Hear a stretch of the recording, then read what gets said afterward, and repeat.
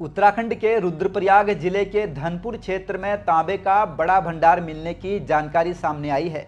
यह खोज गढ़वाल केंद्रीय विश्वविद्यालय एचएनबी गढ़वाल यूनिवर्सिटी की भूगर्भ विज्ञान विभाग की टीम द्वारा की गई है।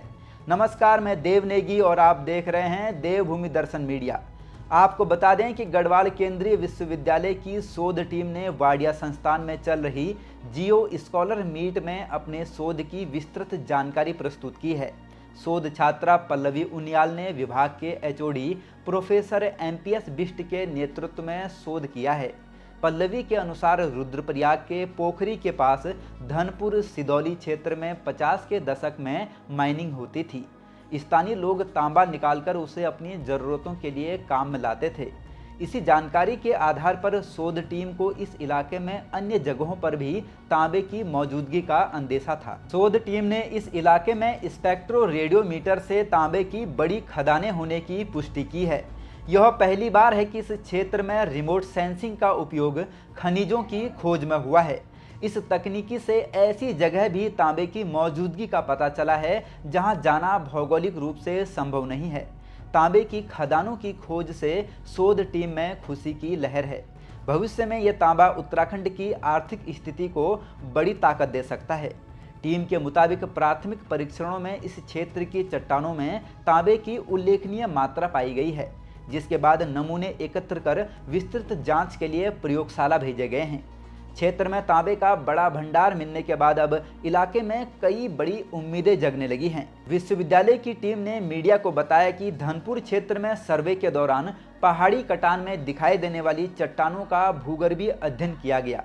इस अध्ययन में चट्टानों के भीतर धात्विक चमक और तांबे के खनिजों के संकेत मिले हैं। इसके बाद टीम ने कई स्थानों के सैंपल एकत्र कर उनकी गुणवत्ता और संरचना की जाँच की जा रही है। टीम का कहना है कि प्रारंभिक अनुमानों के अनुसार धनपुर क्षेत्र की चट्टानें प्राचीन भूस्तरीय संरचना से जुड़ी प्रतीत होती हैं, जिनमें धातु तत्वों के जमाव की संभावना पहले से हो रही है। यदि लैब रिपोर्ट में इसकी पुष्टि होती है तो यह उत्तराखंड के लिए खनिज संसाधनों की दृष्टि से एक महत्वपूर्ण उपलब्धि साबित हो सकती है। ध्यान देने वाली बात यह है कि उत्तराखंड में तांबे जैसे धात्विक खनिजों की पहचान बहुत कम मात्रा में सामने आती है। ऐसे में धनपुर क्षेत्र में संभावित भंडार राज्य की खनिज नीति और शोध कार्यों को नई दिशा दे सकता है। विशेषज्ञों का कहना है कि तांबे की उपलब्धता क्षेत्रीय अर्थव्यवस्था, स्थानीय रोजगार और भविष्य की औद्योगिक गतिविधियों के लिए भी सकारात्मक संकेत दे सकती है।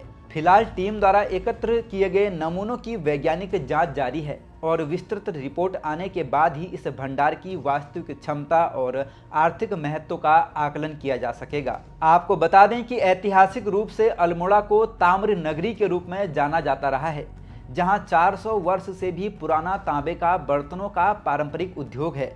यहाँ के कारीगर, जिन्हें टमटा कहा जाता है, पीतल के बर्तनों और वाद्य यंत्रों जैसे रणसिंह और तुतरी के निर्माण के लिए जाने जाते हैं।